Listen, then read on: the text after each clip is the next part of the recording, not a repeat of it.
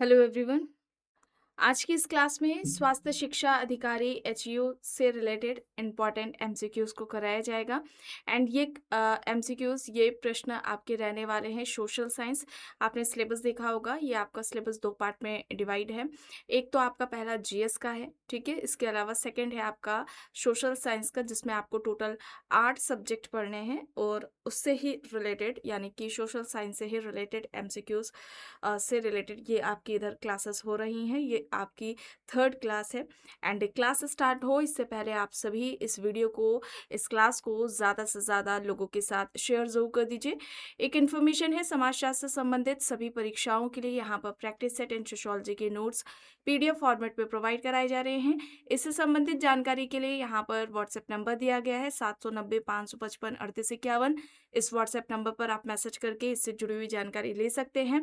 स्वास्थ्य शिक्षा अधिकारी एचईओ के नोट्स भी आ गए हैं, इसमें आपका पूरा सिलेबस कंप्लीट कराया गया है। इसके अलावा एचईओ के प्रैक्टिस सेट भी आ चुके हैं। ये नोट्स एंड प्रैक्टिस सेट आपके नए पाठ्यक्रम पर आधारित है।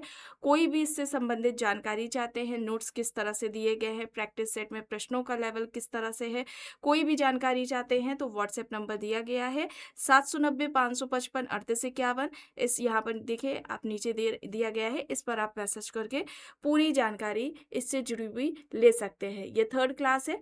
एंड 50 प्रश्न हो गए थे, उसके बाद के प्रश्न आज इस क्लास में कराए जाएंगे। यहाँ तक हो गया था, चलिए शुरू करते हैं। प्रश्न है, इनवर्स केयर लॉ समाजशास्त्र और जनस्वास्थ्य में क्या दर्शाता है? ऑप्शंस देख लीजिए। विकल्प ए है, चिकित्सीय देखभाल की उपलब्धता उस आबादी की जरूरत के विपरीत आनुपातिक होती है जिसे इसकी सबसे अधिक आवश्यकता होती है, अर्थात गरीबों को कम और अमीरों को ज्यादा चिकित्सा सुविधा मिलना। विकल्प बी है, गांवों में डॉक्टर की संख्या शहरों से अधिक होती है। सी विकल्प है, दवाइयां जितनी महंगी होंगी उतनी ही प्रभावी होंगी। विकल्प डी, इनमें से कोई भी नहीं। इनवर्स केयर लॉ समाजशास्त्र और जनस्वास्थ्य में क्या दर्शाता है? यहाँ पर इस प्रश्न का सही विकल्प क्या होगा, सही आंसर क्या होगा?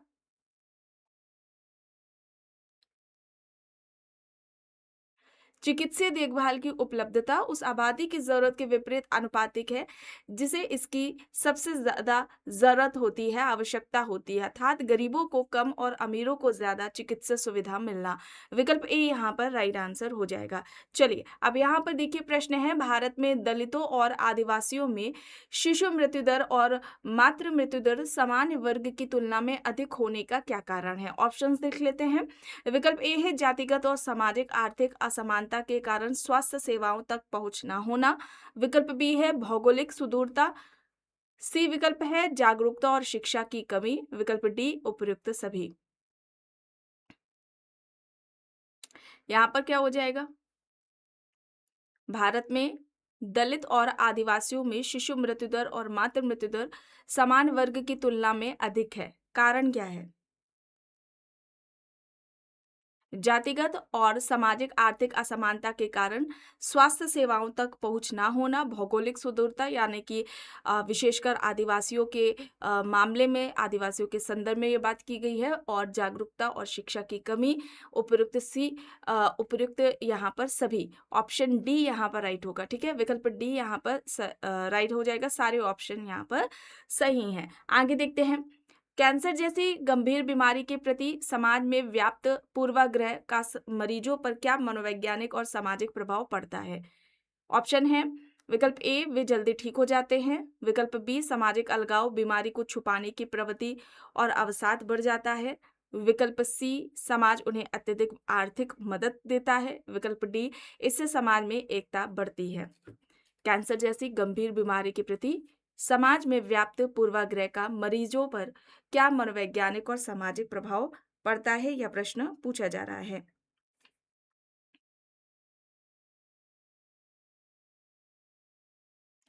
राइट आंसर यहाँ पर सामाजिक अलगाव बीमारी को छुपाने की प्रवृत्ति और अवसाद बढ़ जाता है। ऑप्शन बी यहाँ पर राइट आंसर विकल्प बी हो जाएगा, ठीक है। विकल्प बी यहाँ पर सही है। आगे चलते हैं, देखते हैं प्रश्न। समाजशास्त्र में स्टिग्मा, कलंक या सामाजिक पूर्वाग्रह की अवधारणा किसने दी, जो एचआईवी, एड्स या कुष्ठ रोग से पीड़ित मरीजों के सामाजिक बहिष्कार को समझने में मदद करती है? ऑप्शन है Goffman, Karl Marx, Max Weber, Auguste Comte. Stigma किसने बात की है स्टिग्मा की? कलंक ये किसकी है? गॉफमैन की है। ठीक है, इनकी स्टिग्मा पुस्तक है जो कि 1961 में आती है। इसमें कलंक की अवधारणा इन्होंने दी है। ऑप्शन ए यहाँ पर राइट आंसर हो जाएगा। प्रश्न है बीमारी के प्रति सामाजिक उत्तरदायित्व का क्या अर्थ है? ऑप्शन देखिए, विकल्प ए है बीमारी का इलाज केवल डॉक्टर की जिम्मेदारी है। विकल्प बी स्वास्थ्य को बनाए रखना और सांक्रामक बीमारियों को फैलने से रोकना व्यक्ति के साथ साथ पूरे समाज और राज्य का सामूहिक कर्तव्य है। विकल्प सी बीमार व्यक्ति को समाज से अलग कर देना चाहिए। या फिर विकल्प डी केवल बीमार व्यक्ति की अपनी जिम्मेदारी है। सामाजिक उत्तरदायित्व पूछा जा रहा है बीमारी के प्रति। ठीक है, बीमारी के प्रति सामाजिक उत्तरदायित्व का क्या अर्थ है? स्वास्थ्य को बनाए रखना और सांक्रामक बीमारियों को फैलने से रोकना व्यक्ति के साथ साथ पूरे समाज और राज्य का सामूहिक कर्तव्य है। Option B. ठीक है, विकल्प बी यहाँ पर राइट हो जाएगा। चलिए अब यहाँ पर देखिए, कुछ समाजों में आधुनिक दवाओं की जगह पारंपरिक झाड़ फूक या घरेलू नुस्खों पर भरोसा करना समाजशास्त्र में किसका उदाहरण है? ऑप्शन है स्वास्थ्य संस्कृति और पारंपरिक विश्वास प्रणाली, आर्थिक संपन्नता, तार्किक सोच, जैविक विविधता।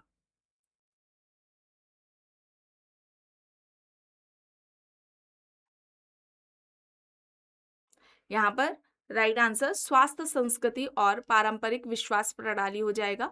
ऑप्शन ए यहाँ पर सही हो जाएगा। प्रश्न है भारतीय समाज में महिलाओं के खराब स्वास्थ्य विशेष करके एनीमिया यानी कि खून की कमी का मुख्य सामाजिक कारण पूछा जा रहा है, क्या है? ऑप्शन देख लेते हैं। विकल्प ए पित्त सत्तात्मक व्यवस्था में, भोजन वितरण में, लैंगिक असमानता यानी कि पुरुषों और बच्चों के बाद महिलाओं का खाना खाना। विकल्प बी है जैविक रूप से महिलाओं का कमजोर होना। सी महिलाओं में शिक्षा की अधिकता। विकल्प डी है शहरीकरण। भारतीय समाज में महिलाओं के खराब स्वास्थ्य यानी कि जो खून की कमी एनीमिया है उसका मुख्य सामाजिक कारण पूछा जा रहा है।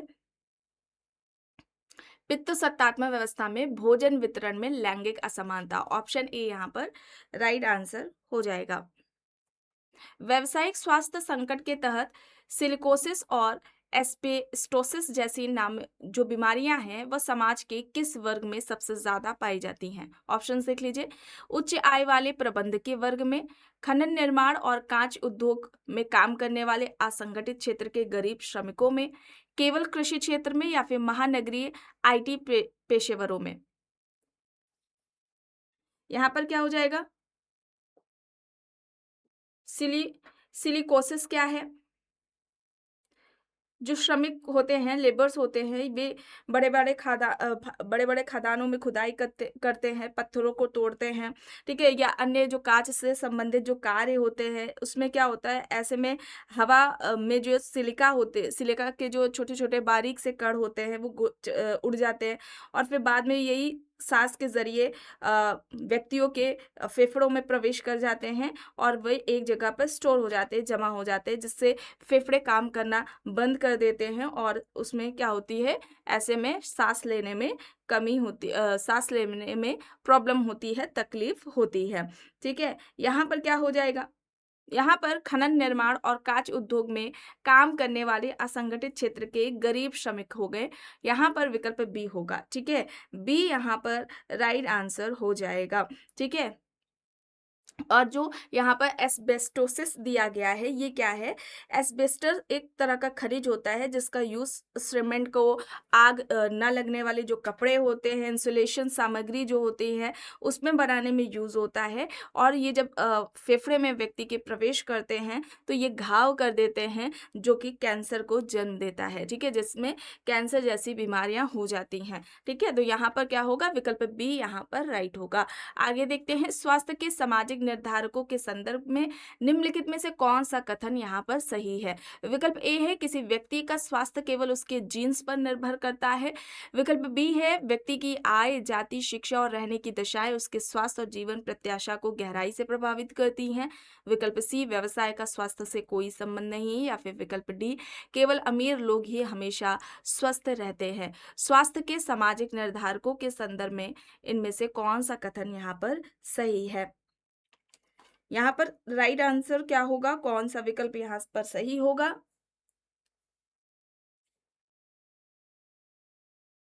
तो यहाँ पर व्यक्ति की आय, जाति, शिक्षा, रहने की जो रहन-सहन की जो दशाएँ होती हैं, उसके स्वास्थ्य और जीवन प्रत्याशा को ये प्रभावित करती है। यहाँ पर विकल्प बी हो जाएगा, ठीक है? ऑप्शन बी यहाँ पर राइट होगा।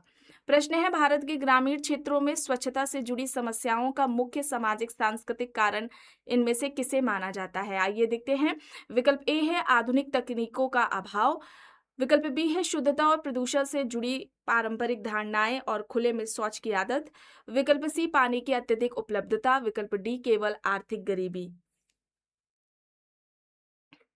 यहाँ पर क्या हो जाएगा?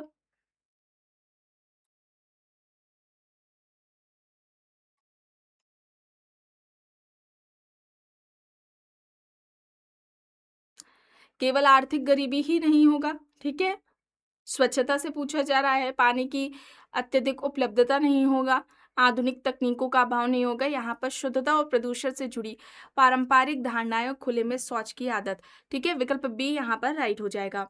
समाजशास्त्री दृष्टिकोण से भारत में कुपोषण का मूल कारण केवल भोजन की कमी नहीं है, बल्कि ऑप्शन देखिए संसाधनों का असमान वितरण और लैंगिक भेदभाव, केवल जलवायु परिवर्तन, केवल धार्मिक कारण या फिर जैविक संरचना। यहाँ पर राइट आंसर क्या हो जाएगा? बताइए यहाँ पर सही क्या है?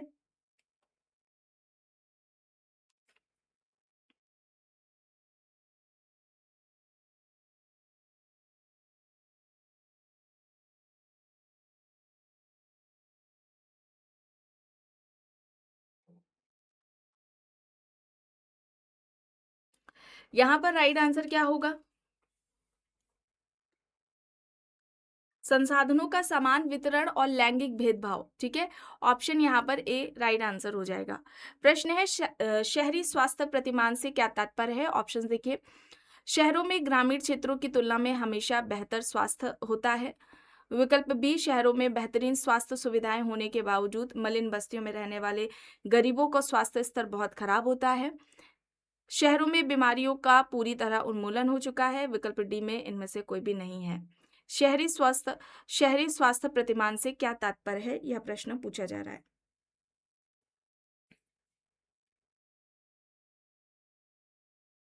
शहरों में बेहतरीन स्वास्थ्य सुविधाएं होने के बाद भी जो मलिन बस्तियां होती हैं उनमें रहने वाले गरीबों का स्वास्थ्य स्तर बहुत खराब होता है। यहाँ पर विकल्प बी हो जाएगा, ठीक है? ऑप्शन बी यहाँ पर राइट आंसर हो जाएगा। चलिए आगे देख लेते हैं। चिकित्सा समाजशास्त्र में यह अध्ययन करना कि रोगी अपनी बीमारी को किस प्रकार समझता है और डॉक्टरों के साथ उसके बातचीत का क्या अर्थ होता है, किस आयाम के अंतर्गत यह आएगा? प्रतीकात्मक अंतरक्रियावादी आयाम, संरचनात्मक प्रकारवाद, मार्क्सवादी आयाम या फिर ऐतिहासिक परिप्रेक्ष्य? चलिए देखकर बताइए यहाँ पर सही क्या होगा?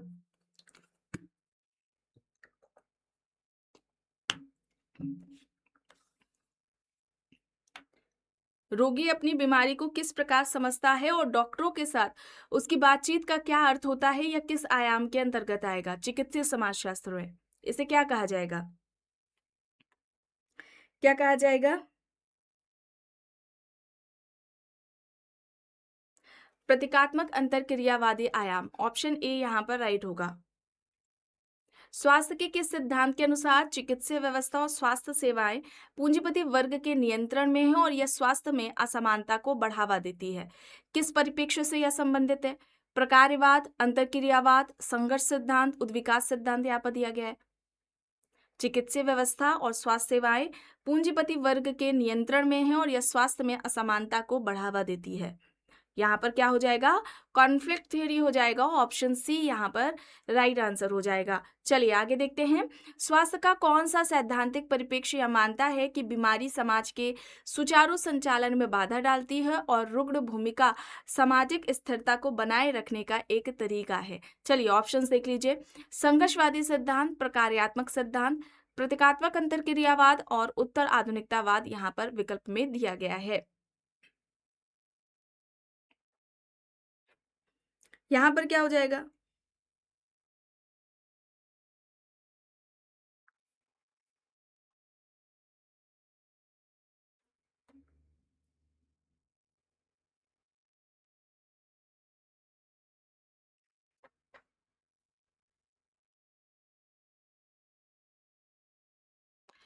रुग्ण भूमिका का कॉन्सेप्ट किसका था, पार्सन्स का था। ठीक है, और यहाँ पर प्रकार्यात्मक सिद्धांत में यह आ जाएगा, ऑप्शन बी यहाँ पर राइट आंसर हो जाएगा। ये कॉन्सेप्ट, ये अवधारणा किसकी है, पार्सन्स की ये अवधारणा है, पार्सन्स के द्वारा रुग्ण भूमिका का कॉन्सेप्ट दिया गया है। ठीक है, आगे चलते हैं, देखते हैं प्रश्न है, विश्व स्वास्थ्य संगठन के अनुसार स्वास्थ्य की क्या परिभाषा है। ठीक है, WHO के अनुसार स्वास्थ्य को किस तरह से परिभाषित किया गया है, इनमें से विकल्प बताना है कौन सा सही है। केवल बीमारी या दुर्बलता का ना होना, पूर्ण शारीरिक, मानसिक और सामाजिक कल्याण की स्थिति, केवल शारीरिक रूप से मजबूत होना या फिर नियमित रूप से अस्पताल ना जाना। विश्व स्वास्थ्य संगठन में स्वास्थ्य को किस तरह से परिभाषित किया गया है।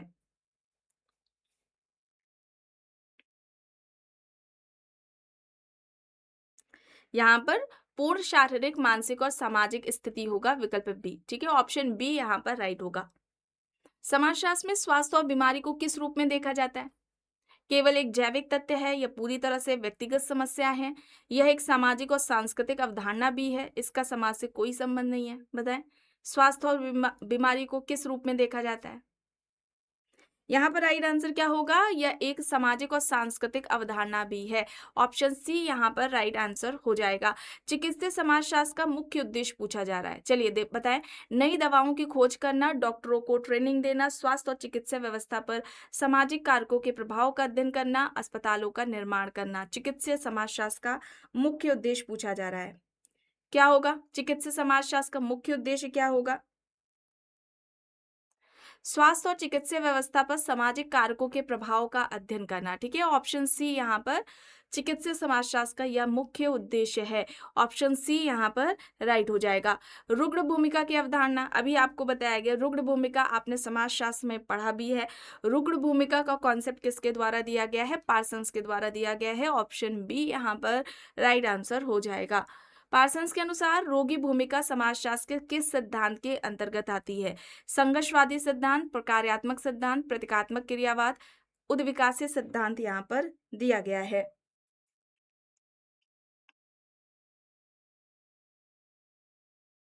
यहाँ पर सही क्या हो जाएगा,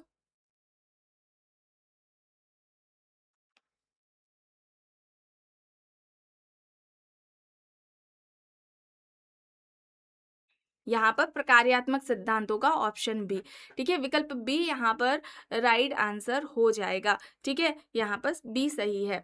अब यहाँ पर देखिए, प्रकारवाद के अनुसार समाज में बीमारी को क्या माना जाता है। ऑप्शन देखिए, एक समान घटना, सामाजिक विचलन या व्यवधान जो स्थिरता को बिगाड़ता है, पूंजीपतियों की साजिश या फिर एक दैवीय आशीर्वाद। बीमारी को क्या माना गया है प्रकारवादियों के अनुसार, या यूं कहा जाए रुग्ण भूमिका की जब करते हैं पार्सन्स, तो उन्होंने सोसाइटी के लिए से क्या माना था, विचलन या दुष्प्रकार माना था। ठीक है, चूंकि प्रकारवादी समाज के स्थिरता संतुलन की बात करता है और समाज निरंतर चलता रहे। अब चूंकि व्यक्ति बीमार होगा तो वो समान सामाजिक भूमिकाओं को निर्वहन करने में उसे कुछ छूट दे दी जाती है, उसकी जो दैनिक दिनचर्या होती है या जो कार्य हैं उनसे कुछ छूट दी मिल जाती है, मतलब कि वो नहीं करेगा जब तक वो बीमार है।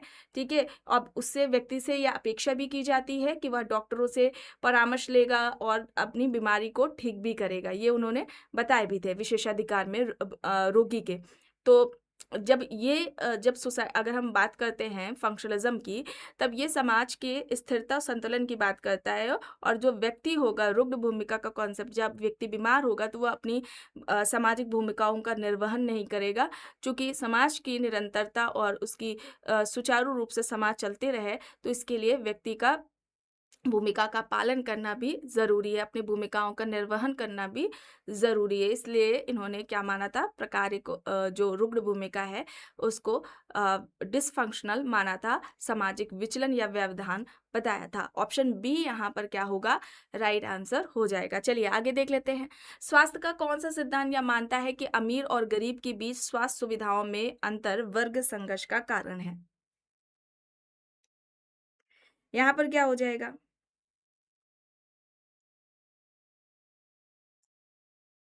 यहाँ पर राइट आंसर क्या हो जाएगा?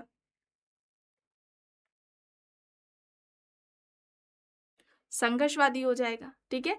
संघर्षवादी हो जाएगा, यहाँ पर संघर्ष हो जाएगा। ऑप्शन यहाँ पर क्या हो जाएगा आपका? एक हो जाए ऑप्शन यहाँ पर बी हो जाएगा, संगत सिद्धांत। आगे देख लेते हैं। चिकित्सा व्यवस्था का उपयोग समाज के शक्तिशाली लोग अपने हितों और नियंत्रण को बनाए रखने के लिए करते हैं। यह कथन किस परिप्रेक्ष्य का है? संघर्षवादी, प्रकार्यात्मक, संरचनात्मक, उद्विकासवादी यहाँ पर दिया गया है। चिकित्सा व्यवस्था का उपयोग समाज के शक्तिशाली लोग अपने हितों और नियंत्रण को बनाए रखने के लिए करते हैं। यह कथन किस परिप्रेक्ष्य का है?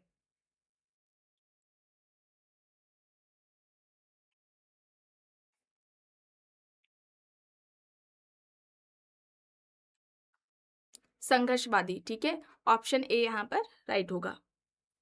स्वास्थ्य का कौन सा परिप्रेक्ष्य डॉक्टरों और मरीजों के बीच आमने सामने की बातचीत और उनके अनुभवों पर ध्यान देता है? संगत सिद्धांत, प्रतीकात्मक अंतरक्रियावाद, प्रकार्यवाद, ऐतिहासिक भौतिकवाद। यहाँ पर ऑप्शंस है, ये सभी नोट्स में आपको प्रोवाइड कराया गया है। बताएं, स्वास्थ्य का कौन सा परिप्रेक्ष्य डॉक्टरों और मरीजों के बीच आमने सामने की बातचीत और अनुभव पर आधारित है? कौन सा पर्सपेक्टिव होगा, कौन सा सिद्धांत होगा? प्रतीकात्मक अंतरक्रियावाद। ऑप्शन बी यहाँ पर राइट हो जाएगा। आखिरी प्रश्न है, कोई व्यक्ति स्वयं को बीमार तब तक नहीं मानता जब तक समाज या डॉक्टर उसे रोगी के रूप में लेबल नहीं दे कर देता, है ना, लेबल नहीं लगा देता। अब यह विचार किससे संबंधित है? संगत सिद्धांत से, लेबलिंग थ्योरी से, या फिर प्रकारवाद, और या फिर उद्विकास से संबंधित है? यहाँ पर क्या हो जाएगा?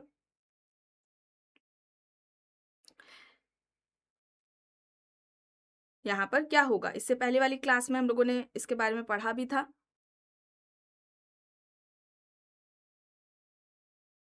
जो लेबलिंग थ्योरी है, वो मानसिक जो बीमारियां होती हैं उनसे संबंधित उनको समझने के लिए यूज की गई थी थॉमस शिव के द्वारा। ठीक है, शिव के द्वारा, थॉमस शिव के द्वारा लेबलिंग थ्योरी यूज की गई थी मानसिक बीमारियों को समझने के लिए।